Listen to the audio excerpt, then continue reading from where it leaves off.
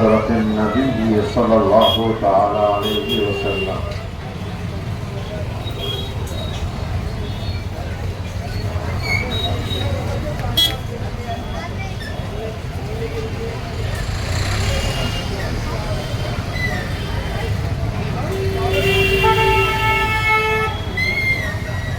لی خمسۃ اتقی بها حر الوباء الحاتمہ المصطفى والمرتضى وابناهما والفاطمہ. الہی بحق بنی فاطمہ کے بر قول ایمان کنم خاتمہ. اگر دعوتم رد کنی ور قبول منو دست و دامان آل رسول. الہی خیر گردانی بحق شاہ گیرانی اوس اعظم بمن بے سرو سامان مدد قبلہ دین مدد کعبہ ایمان مدد بغداد بلا استاد چشتی ضعیفان شکستہ رات و پشتی. بحق خواجہ عثمان ہارونی مدد کن یا معین الدین چشتی. وصلی اللہ تعالی وسلم علی خیر خلقہ ونور عرشہ سیدنا مولانا محمد وعلی آلہ وصحبہ اجمعین برحمتک یا ارحم الراحمین. الحمد للہ نحمده ونستعینه ونستغفره ونؤمن به ونتوکل علیہ ونعوذ باللہ من شرور انفسنا ومن سیئات اعمالنا. من يهده الله فلا مضل له ومن يضلله فلا هادي له. ونشهد أن لا إله إلا الله وحده لا شريك له ونشهد أن سيدنا ومولانا محمدا عبده ورسوله. أما بعد فأعوذ بالله من الشيطان الرجيم. بسم الله الرحمن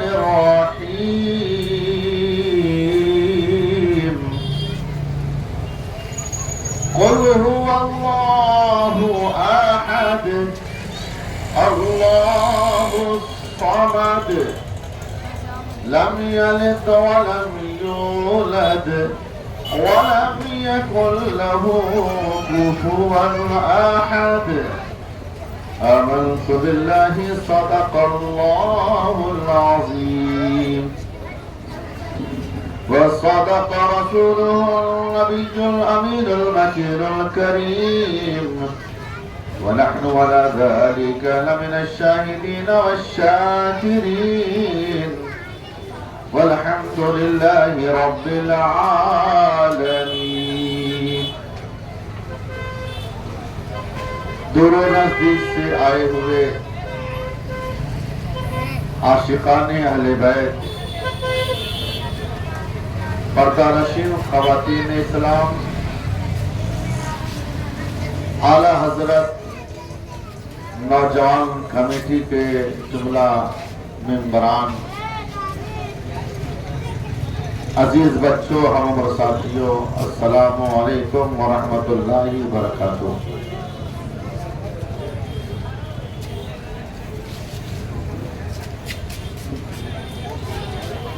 آج مہاراشٹرا نگر میں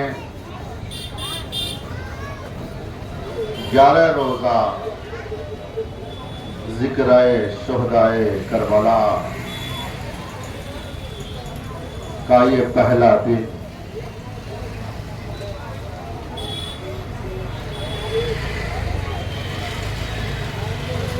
وہ لوگ بڑے خوش قسمت ہیں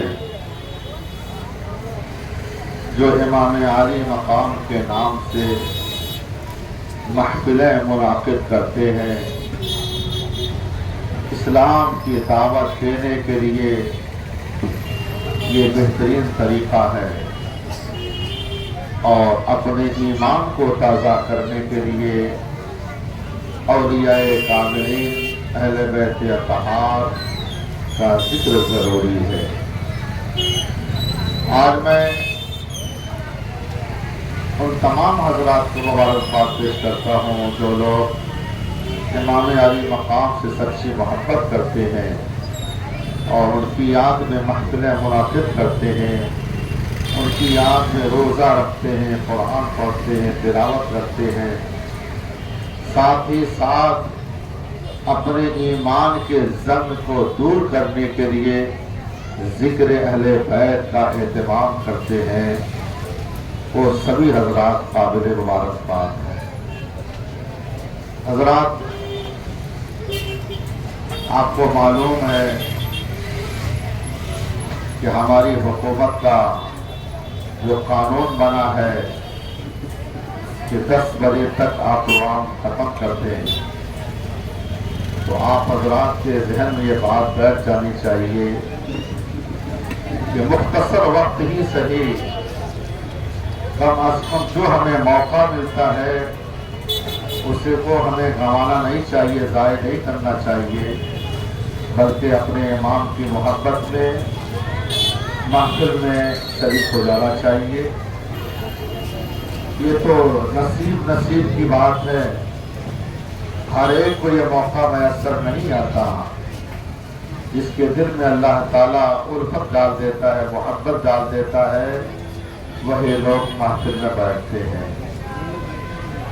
میں اپنی گفتگو کا آغاز چند اشعار سے کرنا چاہتا ہوں، توجہ کے ساتھ آپ حضرات میری گفتگو سماعت کریں۔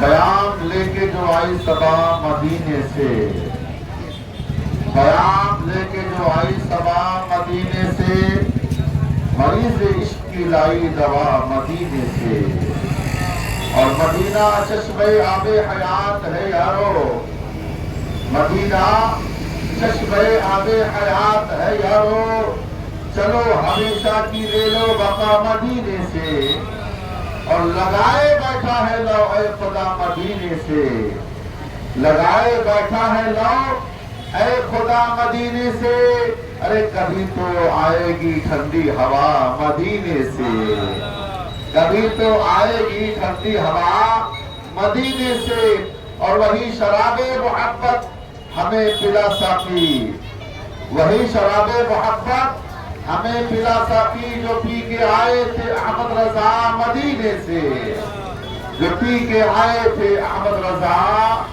مدینے سے۔ آئیے ہم اور آپ دل و محبت کے ساتھ سرور کونین فخر موجودات جناب احمد مصطفیٰ محمد مصطفیٰ صلی اللہ تعالی علیہ وآلہ وسلم کی بارگاہ گوہر بہار میں اپنی غلامی کا ثبوت پیش کرتے ہوئے بآواز بلند حجی درود و سلام پیش فرما لیں۔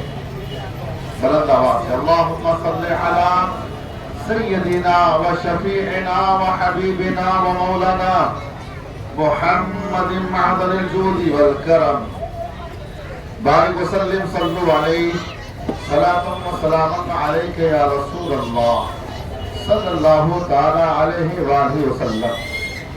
میں نے قرآن عظیم کی ایک چھوٹی سی سورت تلاوت کی ہے۔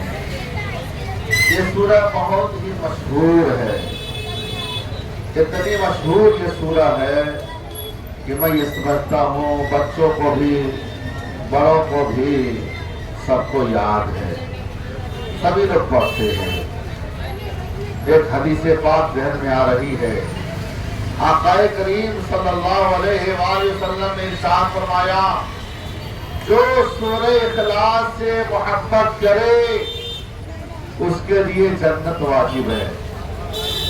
اگر آپ بولیں تو بات بڑھے گی، اس لیے تھوڑا دور بھی ہیں اور بکھر کے بیٹھے ہوئے ہیں، جب تک آپ مزاج نہیں بنائیں گے بات آگے بڑھے گی نہیں۔ میرے آقا نے کیا فرمایا؟ جو سورہ اخلاص سے محبت کرے وجبت لہ الجنہ، اس کے لیے جنت واجب ہو گئی۔ بعض صحابہ کا حال یہ تھا صرف وہ سورہ اخلاص پڑھا کرتے تھے، چلتے پھرتے قل اللہ شریف پڑھا کرتے تھے۔ ہمارے آقا علیہ الصلوۃ والسلام نے ارشاد فرمایا لوگوں سنت یہ ہے کہ نماز فجر جب تم ادا کرو تو جو اس کی سنت ہے اس 2 رکعت سنت میں پہلی رکعت میں قل یا ایھا الکافرون پڑھا کرو اور دوسری میں قل اللہ احد پڑھا کرو۔ یہ میرے آقا کا معمول تھا، یہ پڑھنا ہمارے آقا کی سنت ہے۔ ہمیں وہی کام کرنا چاہیے جو میرے آقا کی سنت ہے۔ سنت کے مطابق ہم زندگی گزاریں گے تو ہمارا چلنا پھرنا، کمانا، سونا، کھانا پینا سب عبادت میں شامل ہو جائے گا۔ آقا علیہ الصلوۃ والسلام سوتے تھے، ہمارے ذہن میں یہ بات آ جائے کہ میرے آقا آرام فرماتے تھے، سوتے تھے، لہذا ہم بھی سو رہے ہیں تو یہ آپ کا سونا بھی عبادت ہے۔ میرے آقا کھانا کھاتے تھے، آپ کے ذہن میں یہ بات آ جائے کہ میرے آقا کا یہ طریقہ ہے کھانا کھانا، لہذا ہم بھی کھانا کھائیں تو یہ کھانا بھی آپ کا سنت ہے، پینا بھی سنت ہے۔ میرے آقا اپنا کام خود کر لیا کرتے تھے، آپ بھی اپنا کام خود کر لیا کریں، یہ میرے آقا کی سنت ہے۔ اپنے اہل و عیال کی کفالت کرنا یہ بھی سنت ہے اور باعث ثواب ہے۔ الحمدللہ ہمارا مذہب اسلام ایسا پاکیزہ اور مہذب مذہب ہے کہ ایک ایک کام کو کرنے میں بے شمار حکمتیں خوبیاں پنہا ہیں، اس کے اندر بہت ساری حکمتیں موجود ہیں، بندے کو سمجھ میں آئے نہ آئے بات چلی تو دیکھیں۔ آپ پانی پیتے ہیں، ہمارے آقا علیہ الصلوۃ والسلام نے فرمایا پانی پیو تو بیٹھ کے پیو، 3 سانس میں پیو، اور یہ جو مونچھیں ہے نا، مونچھیں چھوٹی رکھو، پست رکھو۔ اس کی وجہ کیا ہے؟ اگر آپ کی مونچھ بڑی ہوتی ہے، آپ پانی پیتے ہیں، وہ پانی اگر مونچھ سے لگ کے پانی اندر جاتا ہے وہ پانی زہر بن جاتا ہے، انسان کے لیے وہی پانی مضر ہو جاتا ہے۔ اسلام نے پہلے ہی 1400 سال پہلے پانی پینے کا طریقہ ہمیں بتا دیا کہ تم سے اسلام کو محبت ہے، تمہاری صحت اچھی ہونی چاہیے، تم بیماریوں سے بچتے رہو۔ اسلام ہماری اس طرح رہنمائی کرتا ہے، ہمیں پانی پینے کا شعور عطا کرتا ہے، کھانا کھانے کا ڈھنگ عطا کرتا ہے۔ پانی کھڑے ہو کر کے پیو گے، ڈائریکٹ پانی تمہارے جسم میں جائے گا، تمہارے جسم میں جو ہاضمہ ہے اس میں تکلیف ہوگی، اس لیے کہا بیٹھ کے پانی پیا کرو، 3 گھونٹ میں پیا کرو، 3 سانس میں پیا کرو۔ یہ طریقہ اس لیے بتایا تاکہ ہماری صحت اچھی رہے، غرضے کے ہماری صحت کا بھی خیال کیا جا رہا ہے، ہماری زندگی کا بھرپور خیال کیا جاتا ہے۔ تو جو لوگ دعوت اسلام میں داخل ہو جاتے ہیں ان سے پوچھو اسلام ہمیں کون سا مزاج دے رہا ہے، اسلام ہمیں کون سا شعور دے رہا ہے۔ غور کرنے کے بعد پھر آدمی کہتا ہے ایسا مذہب دنیا میں ہم نے کہیں نہیں دیکھا کہ مذہب اسلام ہمیں طور طریقہ دے رہا ہے، شعور زندگی دے رہا ہے۔ میں تو یہ کہتا ہوں اسلام کو سمجھنے کے لیے آپ سب سے پہلے اس جملے پر غور کریں جس جملے کو پڑھنے کے بعد انسان مسلمان ہو جاتا ہے۔ وہ جملہ کون سا ہے؟ ایک چھوٹا سا کلمہ ہے۔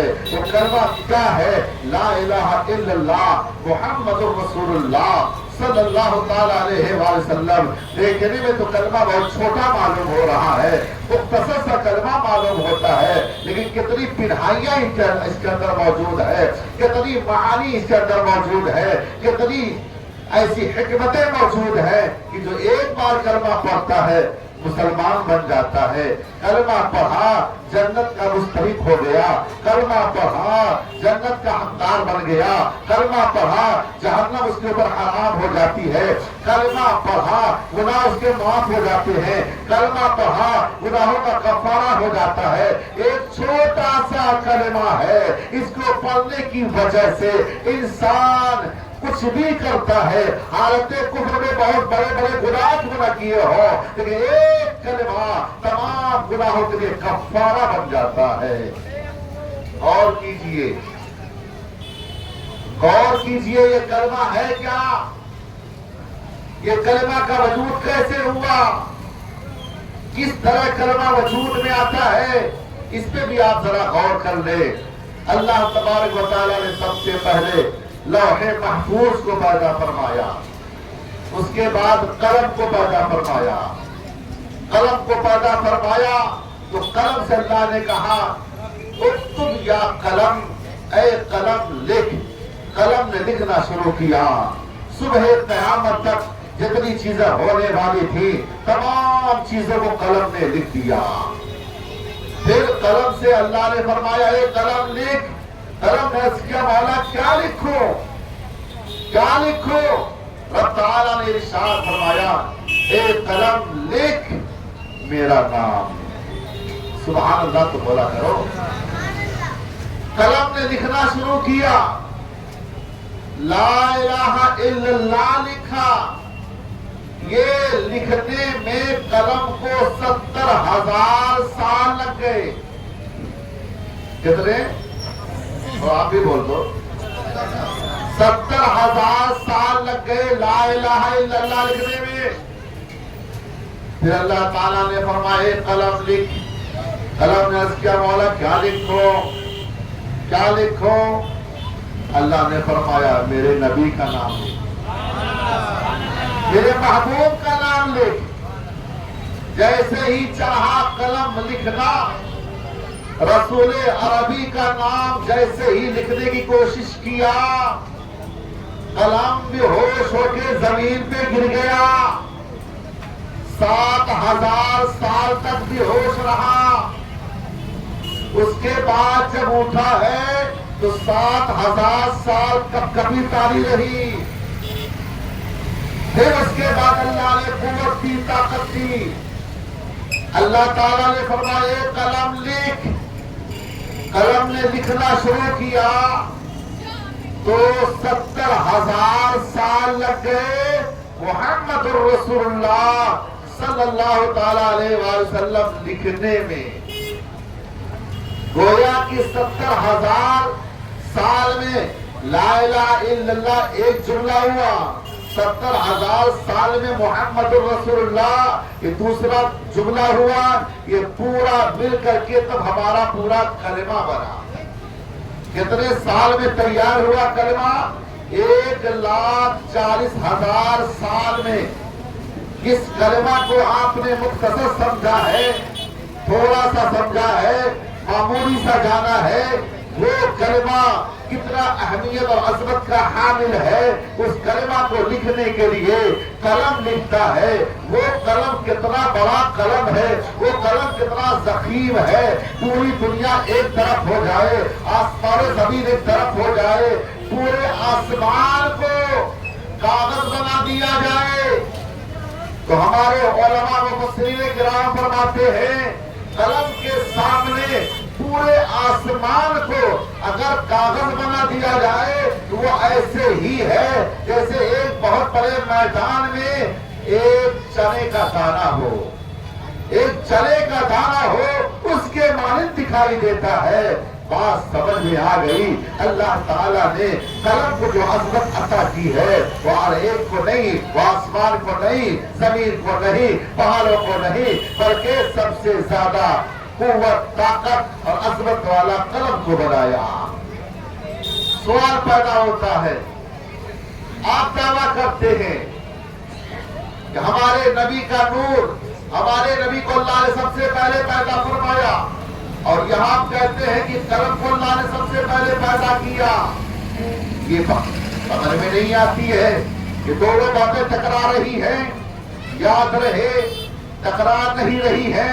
تطبیق کی صورت یہ ہے کہ ہم جب قلم کی بات کرتے ہیں تو یاد رکھنا قلم کا وجود میرے نبی کے نور سے ہے، لوح محفوظ کا وجود میرے نبی کے نور سے ہے۔ اللہ تعالیٰ نے سب سے پہلے اپنے نبی کے نور کو پیدا کیا، اپنے نبی کو پیدا فرمایا، اور اپنے نبی کے نور سے लौहे महफूज को, कलम को, अर्श को, कुर्सी को, इन तमाम चीजों को मुस्तफा के नूर से पैदा किया है। लिहाजा बात वाज़ेह हो गई, मेरे नबी सबसे पहले, मेरे आका सबसे पहले हैं। अल्लाह तबारक व तआला ने सबसे पहले अपने नबी को पैदा फरमाया और पैदा फरमाने के बाद रुकू व सुजूद करवाया, अपनी इबादत करवाया, ताकि दुनिया जान ले इस महबूब को अल्लाह ने आला मकाम दिया है, उसकी इबादत का भी अंदाजा आप और हम नहीं लगा सकते हैं। हालत नूर में अल्लाह तबारक व तआला की बारगाह में मेरे मुस्तफा सल्लल्लाहु अलैहि वसल्लम ने 1000 साल क़याम किया, 1000 साल रुकू किया, 1000 साल सजदा किया। इसलिए किया ताकि आने वाली नस्ल, आने वाले लोग ये न कह सके नबी तो वही है जो थोड़ा सा बड़े हैं। नहीं नहीं, थोड़े से बड़े नहीं, तुम्हारा वजूद खत्म हो जाएगा, तुम अपने आप को खत्म कर सकते हो, लेकिन याद रखना मुस्तफा के बराबर आ नहीं सकते। अल्लाह ताला ने अपने नबी के बराबर किसी को पैदा किया ही नहीं है। मेरे आका अलैहिस्सलातु वस्सलाम की वो शान है। कलम ने पूछा था, ए मेरे मौला ये बता, आखिर ये कौन सी जात है, क्या इसकी तरह और कोई जात है? अल्लाह ने फरमाया, ए कलम ये मेरा महबूब है, ये न होता तो तुझे पैदा न करता, ये न होता आसमानों को पैदा न करता, ये न होता लौहे महफूज को पैदा न करता, ये न होता जमीन न बनाता, ये न होता तो शजर व हजर न बनाता। गर्जे के अल्लाह ताला फरमाता है अपनी रबूबियत का इजहार भी नहीं करता। पैदा करना मकसूद था अपने महबूब को, इसलिए ये पूरी कायनात को पैदा किया। फिर कलम आगे बढ़ के बोलता है, एक कलम क्या कहता है? फिर इनके आने से क्या अल्लाह ताला ने फरमाया, जो मेरे महबूब पर दुरूद पढ़ेगा, जो मेरे नबी पर सलाम पेश करेगा, उसका जवाब मेरा नबी देगा और उसका मकाम ऊंचा होगा। कलम ने सलाम किया, मेरे नबी की रूह ने जवाब दिया। याद रहे, ये जो कलमा की बात हम कर रहे हैं, हम तमाम मुसलमानों को समझना चाहिए कि कलमा है क्या, कलमा की हकीकत क्या है, कलमा की आज़मत क्या है। हम बहुत बड़ी बड़ी बातें बयान करके चले जाते हैं, लेकिन जिससे हमारा वजूद है, जिससे हमको नजात मिलने वाली है, हमें उसे भी समझना जरूरी है। यही वो कलमा है, यही वो कलमा है। फारूक आजम पढ़े, मेरे आका के जानशी बन गए। सिद्दीक़ अकबर ने पढ़ा, नबी के यारे हार बन गए। यही वो कलमा है। उस्मान गनी ने पढ़ा, ज़ुन्नूरैन बने हैं। यही वो कलमा है। मौला अली ने पढ़ा, नबी के चहीते बन गए। यही वो कलमा है। हसन हुसैन ने पढ़ा है, इमाम अली मकाम ने पढ़ा, करबला के ताजदार बन गए हैं। यही वो कलमा है। शेख अब्दुल कादिर जिलानी ने पढ़ा है, वो बगदाद नहीं बल्कि हम सबके गौसुल आजम बन गए। यही वो कलमा है जिस कलमा को मुईनुद्दीन ने पढ़ा, खाजे खाजगा वलीउल हिंद ताए रसूल खाजा गरीब नवाज बन गए। याद रखें, इस कलमा की बुनियाद पर इंसान को तरक्की मिली है। इसी कलमा की बुनियाद पर इंसान के दर्जात बुलंद होते हैं। इसी कलमा की बुनियाद पर इंसान को नजात मिलने वाली है। बात समझ में आ गई। ये कलमा न होता तो याद रखे सब महरूम हो जाते। मैं अर्ज करना ये चाहता हूँ, यही वो कलमा है। एक काफिर बादशाह जो मुसलमानों को कत्ल गारत जारी कर रहा था, हजारों मुसलमानों को तहे तेज कर दिया। एक बार सारे मुसलमान इकट्ठा होकर हमला आवर होते हैं, और जब हमला आवर होते हैं वो बादशाह गिरफ्तार हो जाता है। जब बादशाह गिरफ्तार हुआ, उसकी गिरफ्तारी हो गई, तो लोगों ने अपनी अपनी राय देना शुरू किया, कैसे सजा दी जाए, कैसे इसको तकलीफ दी जाए। सबकी राय इस बात पर मुत्तफिक हुई। लोगों ने कहा एक तांबे का देग हो, उस देग के अंदर इसको डाल दिया जाए اوپر سے ڈھکن بند کر دیا جائے، پھر نیچے سے آگ جلائی جائے کہ آگ جلے، اس کو تکلیف ہوگی، اس پر سب متفق ہو گئے۔ وہ کافر بادشاہ تھا، اس کو جب دیگ میں ڈالا گیا، لوگوں نے آگ روشن کیا، آگ جلنے لگی، روشن ہوئی آگ، وہ آگ جب تیزی کے ساتھ بڑھنے لگی، وہ دیگ گرم ہوئی، اس دیگ کے اندر جب گرمی شدید پڑنے لگی، اس کافر بادشاہ نے اپنے تمام معبودوں کو پکارا، میری مدد کرو، میری مدد کرو، میری مدد کرو، لیکن کہیں سے کوئی جواب نہیں ملا۔ آخرکار مکہ کیا نہیں کرتا، اس کے منہ سے نکلا، یا سماد، جو مسلمانوں کا رب ہے، جو مسلمانوں کا خدا ہے، اسے پکارا، جیسے کہا یا سماد میری مدد کر۔ پہاڑ سے ہوا چلی، بارش ہوئی، پانی، بارش ہوئی، آگ بجھ گئی، طوفان اٹھا، اور طوفان اتنی تیزی کے ساتھ آیا، اس دیگ کو اڑا لے گیا آسمانوں کے اندر، پھر وہاں سے لے جا کر بہت کافی دور ایک ایسے مقام پر لا کے گرا دیا جہاں کوئی بستی نہیں تھی۔ کچھ لوگ آ رہے تھے، ان لوگوں نے آ کر کے دیکھا یہاں ایک دیگ موجود ہے، سارے لوگ جمع ہو گئے، اور جمع ہونے کے بعد اس دیگ کے ڈھکن کو کھولا تو دیکھا یہاں آدمی موجود ہے۔ پوچھنا شروع کیا، بھائی آپ کون ہو؟ تو اس نے اپنا پورا واقعہ بیان کر دیا کہ میں نے ایسا کیا، میں نے ایسا کیا، مسلمانوں کو میں نے قتل عام کیا، ہزاروں کی تعداد میں ہم نے مسلمانوں کو تہہ دیگ کر دیا، اور اس کے بعد مسلمان غالب آئے، ہم کو گرفتار کیا اور اس دیگ میں رکھ کر کے جلانے کی کوشش کی۔ ہم نے مسلمانوں کے خدا کو پکارا، جیسے ہی پکارا ویسے بارش نازل ہوئی، آگ بجھ گئی، طوفان آیا، اور اس نے اٹھا کر کے لا کے ہم کو یہاں پہنچا دیا۔ میں اپنی قوم کا سردار بادشاہ تھا۔ لوگوں نے جب سنا، سننے کے بعد کہا تم نے کیا پڑھا تھا؟ کہا میں نے خالی نام لیا تھا، خالی میں نے مسلمانوں کے خدا کا نام لیا تھا، ایک بار لیا، ایک بار لیا، اور ایک بار لینے کی وجہ سے میں قید خانے سے چھوٹ گیا، اس آگ کی تپش سے محفوظ ہو گیا، بلکہ ان کے چنگل سے میں آزاد ہو گیا، اور یہاں تم مجھے دیکھ رہے ہو۔ پورے بستی کے لوگ جمع ہو گئے، جب سارے لوگوں نے سنا دیکھا، کہا ایک بار اس کو بولنے سے یہ تم کو مقام ملا؟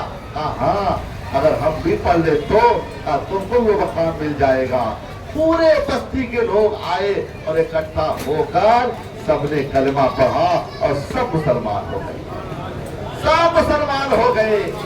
اب میں عرض کرنا یہ چاہتا ہوں کہ ذرا دیکھو میرا خدا ہے کون، میرا رب کون ہے؟ اجی دیکھو، آپ تاریخیں پڑھو، قرآن پڑھو، انبیاء کرام کی زندگی پاک کو پڑھو، پھر آپ کو سمجھ میں آئے گا میرا خدا ہے کون۔ حضرت موسیٰ کلیم اللہ نے کوہ طور پر پکارا تھا، میرا خدا وہاں موجود تھا۔ توجہ سے سننا، حضرت ایوب علیہ السلام نے نہ جانے کتنے زخم ان کے جسم پر تھے، ان تمام زخموں کے ساتھ اپنے رب کو پکارا، رب وہاں موجود تھا۔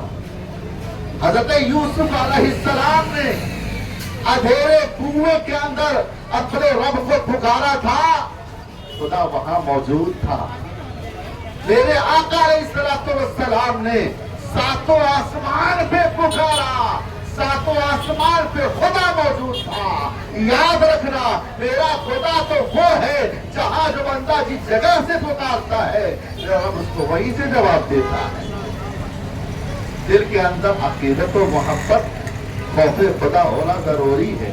پھر آپ دیکھو رب تعالیٰ کس طریقے سے جواب دیتا ہے۔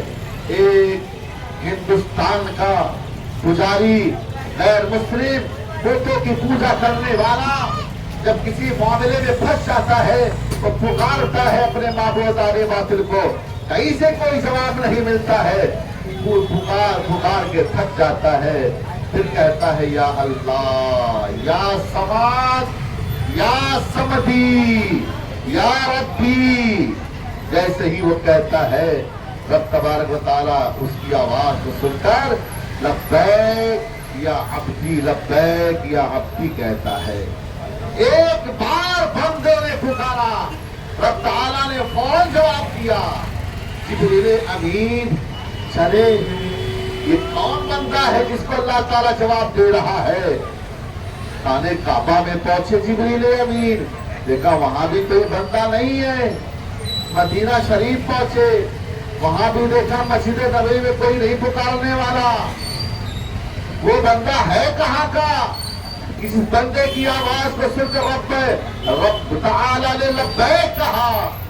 جبریل امین نے ایک ہی نظر میں پوری دنیا چھان ماری، دیکھا وہ ہندوستان میں ایک بت کے سامنے موجود تھا، بت کو پکار رہا تھا، پکارتے پکارتے تھک گیا، جواب نہیں ملا، تب اس نے رب کو پکارا، جیسے میں رب کو پکارا رب نے اس کو جواب دیا۔ جبریل امین نے پوچھا مولا آخر ماجرا کیا ہے، معاملہ کیا ہے؟ وہ تو پجاری ہے بتوں کا، وہ تو بتوں کا پوچھنے والا ہے، وہ تو پتھر کا پوچھنے والا ہے، اس کا جواب تو نے کیوں دیا؟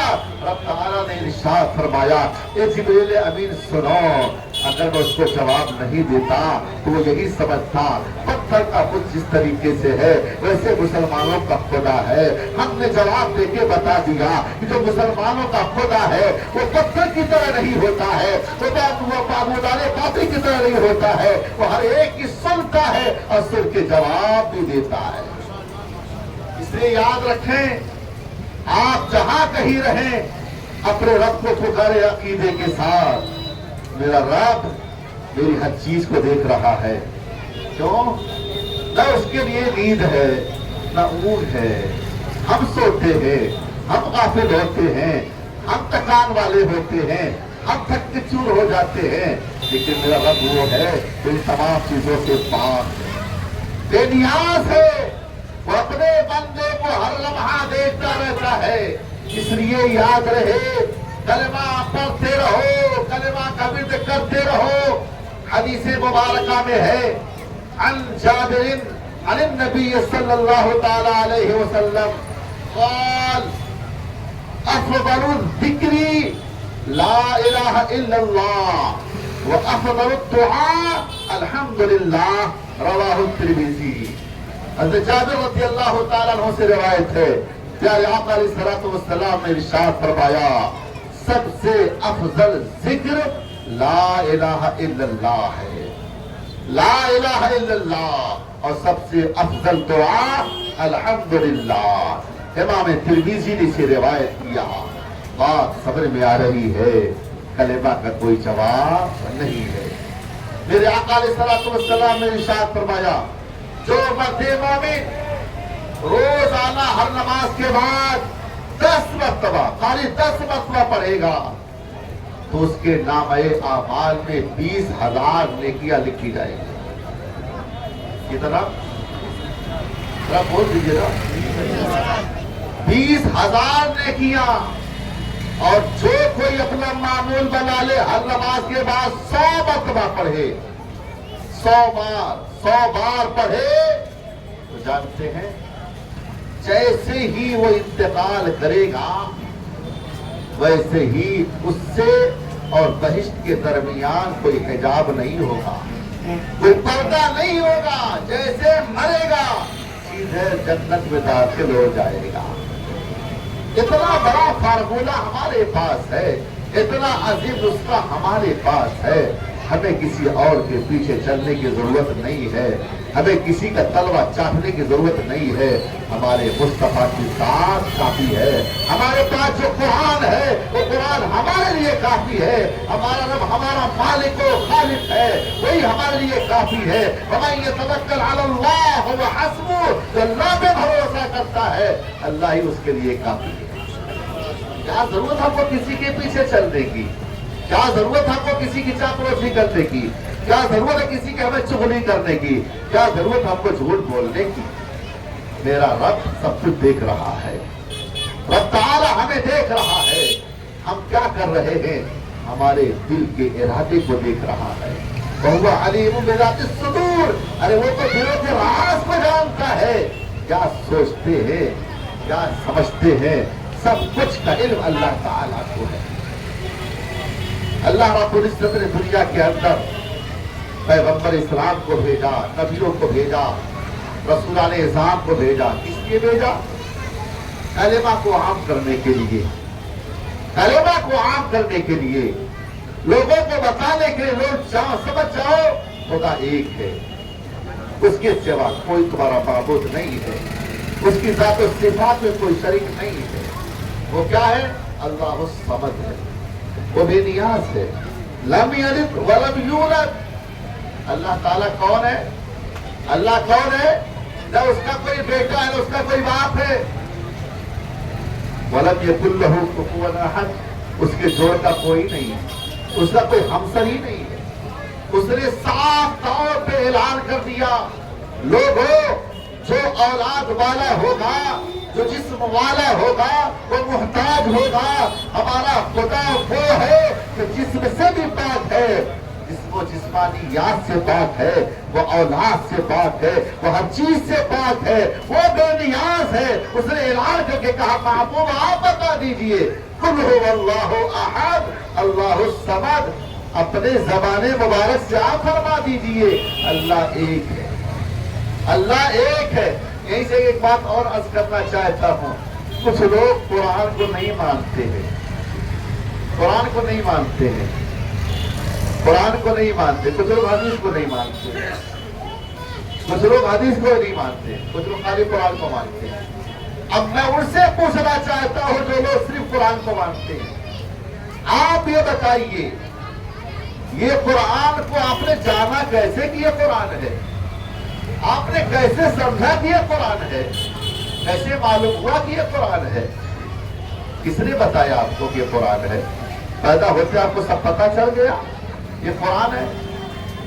بولنا پڑے گا میرے مصطفیٰ نے فرمایا یہ قرآن ہے۔ جو میرے مصطفیٰ کے زبان سے نکلا وہ کیا حدیث ہی تو ہے؟ حدیث تو ہے نا؟ جو میرے آقا کے زبان مبارک سے الفاظ نکلے حدیث اسی کا نام ہے۔ تو سمجھ میں یہ آ گیا اگر قرآن کو قرآن ماننا ہے تو پہلے حدیث کو ماننا پڑے گا، اس کے بعد تم قرآن کو قرآن کہہ سکتے ہو، ورنہ تو تم قرآن ہی نہیں سمجھ سکتے ہو، قرآن کو قرآن کہہ ہی نہیں سکتے ہو۔ اس لیے کہ میرے آقا اگر نہیں کہتے یہ قرآن ہے تو ہم کیا سمجھتے ہیں؟ میرے آقا نے فرمایا، اور یہی جو میرے آقا کا زبان مبارک ہے، یہی الفاظ حدیث ثابت کرتے ہیں۔ لوگوں بنا حدیث کے سہارے قرآن کا سمجھنا مشکل ہے۔ قرآن کو سمجھنا ہے، قرآن کو جاننا ہے تو حدیث مصطفیٰ کا سہارا لینا ہی پڑے گا۔ ذرا بلند آواز سے روزے پاک پڑھ لیجیے، آگے سے لے کے پیچھے تک بلند آواز سے پڑھیے تاکہ آپ کی سستی دور ہو جائے اور آپ کے اندر چستی آ جائے۔ اللہم صلی علی سیدنا مولانا محمد وعلی آل سیدنا مولانا محمد وبارک وسلم، صلو علیہ صلاۃ و سلام علیک یا رسول اللہ۔ اب بات آئی قرآن کی، ذرا دیکھیے حضرت جنید بغدادی کا نام آپ نے سنا ہوگا، بہت بڑی شخصیت کا نام۔ حضرت جنید بغدادی نے ایک صندوق اپنے مرید کو دیا، کہا لے جاؤ دریائے دجلہ میں ڈال دو۔ توجہ کے ساتھ سننا، انشاءاللہ ایمان تازہ ہو جائے گا۔ جنید بغدادی نے صندوق دیا اپنے مرید کو، کیا کہا لے جاؤ دریائے دجلہ میں ڈال دو۔ مرید جیسے سنا عمل کیا، لے کے چلا، اور جب پہنچا دریائے دجلہ کے پاس، جب ڈالا ہے دریائے دجلہ میں تو دریائے دجلہ کا پانی راستہ چھوڑ دیا، اس صندوق کے لیے راستہ چھوڑ دیا۔ مرید پریشان، یہ کیسا صندوق ہے کہ ہم نے دریائے دجلہ کے اندر ڈالا تو یہ راستہ چھوڑ دیا. آیا اپنے شیخ اعظم کی بارگاہ میں حاضری دیا تھا، حضور یہ فلسفہ مجھ کو سمجھ میں نہیں آیا. یہ کیسا صندوق تھا جس صندوق کو آپ نے مجھ سے دریائے دجلہ میں ڈلوایا؟ تو آپ کے پیر نے کہا اب تو ضروری ہو گیا بتانا، جب تک نہیں بتاؤں گا تمہاری بے چینی بڑھتی چلی جائے گی. مرید نے کہا جی حضور بتا دیجئے. کہا سنو، میں نے تصوف کے اسرار و رموز کو اکٹھا کیا، جمع کیا، اس کو لکھنے میں 12 سال لگ گئے. 12 سال لکھے، اور اس کے بعد پھر اس کے نوٹ فلک کو صحیح کرنے میں 12 سال اور گزر گئے.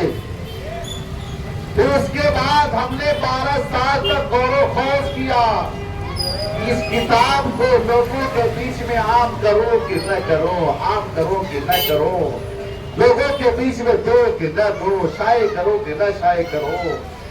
یہ کرتے کرتے 12 سال گزر گئے. کہا اے میرے مرید خاص سن، 36 سال آج گزر گئے. میں نے سوچا اگر میں اس کتاب کو پیش کروں گا تو کہیں ایسا نہ ہو قرآن کے مقابلے میں میری کتاب کھڑی ہو جائے. یہ میرے دل نے گوارا نہ کیا، اس لیے میں نے مناسب یہ سمجھا، اگرچہ میں نے 36 سال لگا دیے ہیں، ان تمام کے باوجود میں نے یہی مناسب سمجھا کہ دریائے دجلہ کے اندر ڈال دو تاکہ لوگ قرآن کی عظمت کو برقرار رکھیں، قرآن کو سمجھتے رہیں، قرآن کو پڑھتے رہیں اور قرآن ہی کو اپنا مسیحا سمجھیں. آپ کو سمجھ میں آ رہی ہے کیسے کیسے اللہ والے گزرے ہیں، جن کے ذہن میں کیسی کیسی باتیں آتی تھی، اپنے علم کو سینے میں رکھا، کتاب میں پرو دیا اور پھر کتاب کے ساتھ ساتھ دریائے دجلہ کے حوالے کر دیا. کہیں قرآن کی شان میں ذرا سی کمی نہ آنے پائے. آج معاذ اللہ قرآن کا مقابلہ کرنے والے قرآن سے قرآن کی طرح بنانے کی کوشش کر رہے ہیں. میں کہتا ہوں عجیب تم کیا بنا پاؤ گے؟ جو بڑے بڑے عرب کے فصحاء تھے وہ بھی قرآن کا جواب نہ لا سکے. آج 1400 سال کے بعد کس کے پاس اتنا ذہن اور علم ہے جو قرآن کی طرح کوئی دوسری کتاب لا سکے؟ اگر لانا ہے تو قرآن نے بہت پہلے اعلان کیا تھا وَإِن كُنتُمْ فِي رَيْبٍ مِّمَّا نَزَّلْنَا عَلَىٰ عَبْدِنَا فَأْتُوا بِسُورَةٍ مِّن مِّثْلِهِ. قرآن نے یہی کہا تھا اے لوگو اگر تم کو قرآن کے بارے میں شک و شبہ ہے، اگر تم کو شک ہے تو تم سے میں یہ نہیں کہتا کوئی بڑی سورت لے آؤ، میں تم سے کہتا ہوں فَأْتُوا بِسُورَةٍ مِّن مِّثْلِهِ، اسی قرآن کی چھوٹی سی سورت کی طرح کوئی سورت لے آؤ. اِنَّا أَعْطَيْنَاكَ کی طرح کوئی سورت لے آؤ، اِذَا جَاءَ کی طرح کوئی سورت لے آؤ، تبت یدا کی طرح کوئی سورت لے آؤ، قل هو اللہ احد کی طرح کوئی سورت لے آؤ، اور قل یا ایھا الکافرون کی طرح کوئی سورت لے آؤ، لإلاف قریش کی طرح کوئی سورت لے آؤ. یاد رکھنا تم ختم ہو جاؤ گے، تمہاری زندگی ختم ہو جائے گی، لیکن قرآن کی ایک چھوٹی سی سورت بھی نہیں لا سکتے. قرآن نے چیلنج کیا تھا 1400 سال پہلے اور لوگوں نے بنانے کی کوشش بھی کیا تھا. بڑے بڑے فصحاء جو اپنے آپ کو فصیح اللسان کہا کرتے تھے، بنایا تو کیا بنایا؟ کہا الفیل والفیل وما ادراک ما الفیل. یہ بنایا اور جب بنایا تو ابو لہب کی بیٹی نے کہہ دیا یہ کیا ہے، یہ ہے کیا؟ یہ تو فصاحت سے گرا ہوا جملہ ہے. قرآن تو فصیح زبان کا نام ہے، قرآن تو عربی اللسان ہے، قرآن کا مقابلہ کیسے کر پاؤ گے؟ الفیل والفیل، تم تو ہاتھی کی بات کر رہے ہو. ہاتھی ہے، ہاتھی کیا ہے؟ اس کی سوڑ ایسی ہے، اس کے 4 پائے ہیں، وہ موٹا ہے، یہ سب کیا ہے؟ یہی قرآن ہے. جس نے بنایا اس کے گھر کے لوگوں نے جواب دے دیا. سمجھ میں ہی آ گیا قرآن کا کوئی جواب نہیں لا سکتا. اور ذرا جنید بغدادی کی بارگاہ میں حاضری دو. جن کے پاس اتنا بڑا علم ہے، سبحان اللہ، بہت بڑے عالم دین کا نام جنید بغدادی۔ آپ فریضہ حج کے لیے آپ جب نکلتے ہیں تو فرماتے ہیں کہ جب میں سواری پر سوار ہوا اور سوار ہو کر کے جب چلا تو میری سواری روم کے شہر قسطنطنیہ کی طرف رخ کرتی تھی۔ میں بار بار اسے ٹھوکر مارتا تھا کہ وہ حج کے لیے ادھر چلے، لیکن اس کا رخ روم کے شہر قسطنطنیہ کی طرف اس کا رخ ہوتا تھا۔ آپ نے آخرکار اس سواری کے ساتھ چل پڑے اور شہر قسطنطنیہ جب آپ پہنچتے ہیں تو دیکھا بہت سارے لوگ اکٹھا ہیں، جمع ہیں۔ آپ نے پوچھا کیا بات ہے، کیا معاملہ ہے؟ کسی نے کہا یہاں پہ جو بادشاہ ہے اس کی بیٹی بیمار ہے، اسی کی علاج کے لیے سارے لوگ جمع ہیں، کوئی علاج نہ کر سکا۔ آپ نے فرمایا کیا مجھے اجازت ہے؟ کیا مجھے اجازت ہے؟ لوگوں نے کہا بالکل، آپ کو راستہ دیا گیا۔ ابھی آپ قریب نہیں پہنچے تھے، وہ جو لڑکی بیمار تھی اس لڑکی نے کہا لوگوں راستہ دے دو، جنید کو آنے دو۔ سبحان اللہ، جنید کو آنے دو۔ حضرت جنید بغدادی پہنچتے ہیں، کہا بیٹا بتاؤ کیا بات ہے؟ دیکھا ہاتھوں میں ہتھکڑیاں ہے، پاؤں میں بیڑیا ہے۔ پوچھا معاملہ کیا ہے؟ کہا آپ مجھے دوا، آپ میرا علاج فرما دیں، آپ میرا علاج فرما دیں۔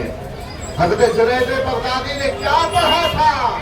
کہا تھا بیٹا پڑھ لو لا الہ الا اللہ محمد رسول اللہ صلی اللہ تعالیٰ علیہ وآلہ وسلم۔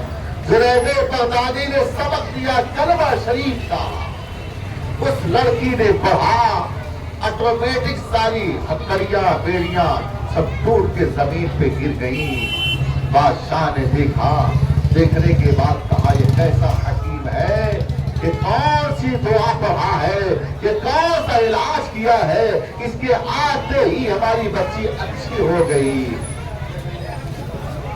بولے مجھے بھی دعا کر دو۔ حضرت جنید بغدادی نے فرمایا آؤ آؤ ہم تمہیں بھی دعا کر دیتے ہیں۔ جنید بغدادی نے اسے بھی کلمہ پڑھایا اور پڑھانے کے بعد اسے بھی مسلمان کر دیا۔ جو لوگ وہاں موجود تھے سبھی لوگ کلمہ پڑھ کے مسلمان ہو جاتے ہیں۔ پھر آپ نے فرمایا بیٹی تمہارا کیا خیال ہے، کیا تم میرے ساتھ حج پہ چلنا چاہتی ہو؟ توجہ سے سننا، جیسے ہی آپ نے فرمایا اس بیٹی نے کہا آپ کہاں کی بات کر رہے ہیں؟ کہا حج کی بات میں کر رہا ہوں، کیا تم میرے ساتھ حج پہ چلنا چاہتی ہو؟ اس لڑکی نے کہا ذرا اوپر دیکھیے، میرے سر کے اوپر دیکھیے۔ جیسے ہی جنید بغدادی نے دیکھا سر کے اوپر کعبہ آ چکا ہے، سبحان اللہ، کعبہ معظمہ طواف کے لیے آ چکا ہے۔ کہا بیٹا یہ بتاؤ جب تمہاری یہ شان ہے تو تم نے مجھے کیوں بلایا؟ بیٹی نے کہا اس لیے بلایا تھا تاکہ قیامت کے روز میری گواہی دے دینا کہ میں نے تمہارے سامنے کلمہ پڑھا ہے اور کلمہ پڑھ کر داخل اسلام ہوئی ہو۔ یہ سب میرے ایمان کو جھٹلا نہ سکے، اس لیے میں نے تمہیں بلایا تھا۔ میرے رب نے مجھے بہت پہلے کلمہ پڑھا دیا تھا۔ جنید بغدادی دیکھتے ہی رہ گئے کہ میں تو علم و فضل کا ایک شیخ ہوں، میرے سامنے اس لڑکی کا معاملہ یہ ہے کہ کہاں سے کہاں پہنچی ہوئی ہے، یہ تو ایک بہانہ تھا۔ اس نے کہا میں کوئی بیمار نہیں تھی، بلکہ ایک بہانہ تھا کہ تم آؤ اور میرے ایمان کی تم گواہی دے دو کہ میں نے تمہارے سامنے کلمہ پڑھا اور کلمہ پڑھ کے میں مسلمان ہو گئی ہوں۔ جو صدق دل سے کلمہ پڑھ لیتا ہے اللہ تعالیٰ اس کی حفاظت فرماتا ہے۔ اور جانتے ہیں یہ کلمہ ایسا ہے جو کفر کی زنجیروں کو توڑ دیتا ہے، ایمان کی دولت سے مالا مال کر دیتا ہے۔ حضرت جنید بغدادی نے سمجھ لیا کہ واقعی میرا آنا ایک بہانہ تھا، حقیقت میں دکھانا تھا، یہ کلمہ تو پہلے پڑھ چکی ہے اور کلمہ کو ثابت کرنے کے لیے مجھے بلایا گیا۔ اس لیے میرے دوستو یاد رکھیے گا، یہ کلمہ کوئی معمولی نہیں ہے، کہاں کہاں یہ کلمہ پہنچ چکا ہے۔ میرے آقا تو مدینے میں تھے، تبلیغ وہاں سے آپ نے فرمائی ہے۔ اسلام مکے سے باہر کیسے چلا گیا، مدینے سے باہر کیسے چلا گیا؟ یہی اسلام امریکہ میں پہنچا، لندن میں پہنچا، افریقہ میں پہنچا، بلکہ یوں کہا جائے پوری کائنات کے اندر ہمارا اسلام پہنچ چکا ہے۔ اس لیے کہ اسلام حق ہے، ہمارا مذہب حق ہے، اور جو حق ہوتا ہے اس کی حقانیت سیدھے اور سر پہ چڑھ کے بولا کرتی ہے۔ یاد رہے، ہم سب بڑے خوش قسمت ہیں کہ ہم کلمہ گو مسلمان ہیں، اپنے نبی کا کلمہ پڑھتے ہیں۔ میرے آقا علیہ الصلوۃ والسلام حضرت دحیہ کلبی بڑے حسین و جمیل تھے، بڑے خوبصورت تھے۔ اکثر و بیشتر حضرت جبریل امین انہی کی شکل میں آیا کرتے تھے، اور یہ اپنی قوم کے بہت بڑے سردار تھے، 700 کافروں کے سردار تھے۔ میرے آقا دعا فرماتے تھے، یا اللہ دحیہ کلبی کو ایمان کی دولت سے بالا مال فرماتے۔ اب سوچئے اور کیجئے، جس کے لیے میرے آقا نے دعا کی ہو، اللہ کی بارگاہ میں اس کی شان کا اندازہ کون لگا سکتا ہے؟ حضرت دحیہ کلبی رضی اللہ تعالیٰ عنہ ابھی اسلام کی دولت سے بالا مال نہیں ہوئے تھے۔ میرے آقا نے دعا فرمائی ہے، یہ چل پڑے رسول پاک کی بارگاہ میں حاضری دیتے ہیں۔ اور جیسے یہ آئے تو میرے آقا نے چادر بچھا دی، میرے آقا نے چادر بچھا دی، اور جب چادر بچھائی ہے تو دحیہ کلبی کا دل اور عقیدہ دیکھو، ابھی کلمہ نہیں پڑے، چادر پہ قدم نہیں رکھا، چادر کو اٹھایا، بوسا دیا اور اپنے سر پہ رکھ لیا۔ میرے آقا یہ چادر مبارک آپ کی ہے، یہ کمری مبارک آپ کی ہے، اس میں قدم کیسے رکھ سکتا ہوں؟ آپ نے اپنے سر پہ رکھ لیا اور عرض کیا، اے اللہ کے نبی، میں بڑا گنہگار انسان ہوں، مجھے آپ جو چاہے کہہ دیں، آپ کہہ دیں تو میں اپنے آپ کو قتل کر ڈالوں، آپ کہیں تو آپ اپنی پوری جائیداد آپ کے قدموں میں قربان کر دو، لیکن آپ مجھے کوئی نسخہ عطا فرما دیں کہ میرے گناہ کو اللہ معاف کر دے۔ میرے آقا علیہ الصلوۃ والسلام نے ارشاد فرمایا، اے دحیہ تم ایک مرتبہ کلمہ شریف پڑھ لو۔ حضرت دحیہ کلبی رضی اللہ تعالیٰ عنہ کلمہ شریف پڑھتے ہیں اور پڑھ کر کے داخل اسلام ہو جاتے ہیں، سبحان اللہ۔ اور اس کے بعد عرض کرتے ہیں، یا رسول اللہ، میں نے اپنی قوم کی 70 بچیوں کو زندہ میں نے قتل کیا ہے، اس کا گناہ میرے سر پر ہے، یہ میرے گناہ کیسے معاف ہوں گے؟ ابھی تو میرے آقا سوچ ہی رہے تھے، اتنے میں حضرت جبریل امین بارگاہ رسول میں حاضر ہوتے ہیں اور عرض کرتے ہیں، اللہ کے نبی، میں اللہ کا پیغام لے کے آیا ہوں، آپ سنا دیں، جس کلمہ کو دحیہ کلبی نے پڑھا ہے یہ وہ کلمہ ہے، اس کلمہ کی بنیاد پر جتنے بھی گناہ کلبی کے ہیں وہ سارے کے سارے گناہ اللہ تعالیٰ نے اسی کلمہ کی بنیاد پہ سب معاف کر دیا ہے۔ 60 سال کے گناہ اور اس کے ساتھ 70 بچیوں کو جو زندہ قتل کیا ہے اس کا بھی گناہ اللہ رب العزت نے ایک کلمہ کی بنیاد پر معاف کر دیا ہے۔ ایک کلمہ پڑھا اور اس ایک کلمہ کی بنیاد پر اللہ رب العزت نے دحیہ کلبی رضی اللہ تعالیٰ عنہ کے سارے گناہوں کو معاف کر دیا اور معاف کر کے ان کو جنت کا حقدار بنا دیا۔ میں آپ سے پوچھنا چاہتا ہوں، وہ ایک کلمہ پڑھیں ان کے گناہ معاف ہو جائیں، ہم لوگ بار بار پڑھیں تو کیا ہمارے گناہ معاف نہیں ہوں گے؟ یقیناً ہوں گے۔ ضرورت اس بات کی ہے میرے دوستوں، میرے بزرگوں، نفاق اپنے اندر سے نکالو، ایمان عقیدہ صحیح کرو، دل کو صاف ستھرا کرو، آپ کا قلب صاف ہو جائے، مزین ہو جائے ذکر و فکر سے، تو انشاءاللہ آپ جو کہہ دیں گے وہ ہو جائے گا۔ آپ کی شان کوئی معمولی شان نہیں ہے۔ وَلِلَّهِ الْعِزَّةُ وَلِرَسُولِهِ وَلِلْمُؤْمِنِينَ، اللہ تعالیٰ فرماتا ہے عزت تو اللہ و رسول کے لیے اور اسی کے ساتھ ساتھ تمام مومنین کے لیے ہے۔ اللہ رب العزت نے ہم کو اور آپ کو باعزت بنایا ہے، عزت عطا فرمایا ہے۔ ہم اپنی عزت کا لحاظ کریں، ہم کوئی عام انسان نہیں ہے، ہمارے پاس ایمان ہے، ہمارے پاس ایمان کی دولت ہے، ہم اوروں کی طرح نہیں ہو سکتے اور نہ لوگ ہماری طرح ہو سکتے ہیں۔ ارے ہم تو غلامان مصطفیٰ ہے، ہم تو رسول پاک کا کلمہ پڑھتے ہیں، ہم تو رسول کے شہدائی ہیں، رسول پاک کے چاہنے والے ہیں۔ یاد رکھنا غلام مصطفیٰ کی یہ شان ہوتی ہے، اگر وہ پاؤں دریا میں ڈال دے تو دریا راستہ دے دے۔ یاد رکھنا اس سے کوئی ٹکرانے کی کوشش نہیں کرتا ہے، اور جو ٹکراتا ہے وہ اس کا خاتمہ ہی ہو جاتا ہے۔ اسلام ہمیشہ سے رہا، انشاءاللہ رہے گا، صبح قیامت تک اسلام پائندہ باد رہے گا۔ ہم اسی اسلام کے ماننے والے ہیں۔ اللہ تعالیٰ کی بارگاہ میں دعا کرتے ہیں، مولا کریم ہمیں کلمہ پر ہی خاتمہ نصیب فرما اور ہمیں ہمیشہ کلمہ پڑھنے کی توفیق عطا فرما۔ ہم سب کا خاتمہ ایمان پر نصیب فرما۔